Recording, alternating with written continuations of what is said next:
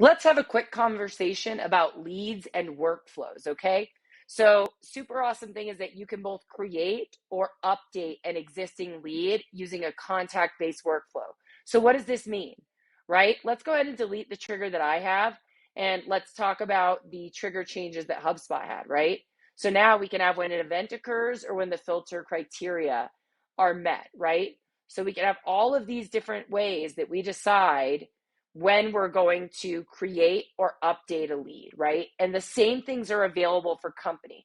So when you think about it, basically any action that somebody takes or anything we know about them in the CRM or even through outside systems can drive whether we create them as a lead or not, what stage we create them as a lead in, who owns that lead, etc., or to update anything about the lead, including lead owner. Maybe when they move, maybe when the contact, so let's go over to this option where we have lead based enrollment triggers, right? So maybe when the lead has associated deals, right? Or the call count is this, or has activity, right? Like meeting count is more than one, we rotate the owner of the lead, right?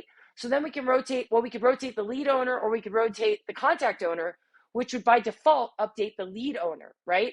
So we can have contact or company based enrollment triggers impact leads or create them, or we can have lead based triggers impact a lead or anything else, right? Because on a lead based workflow, we get all of our normal actions that we typically do.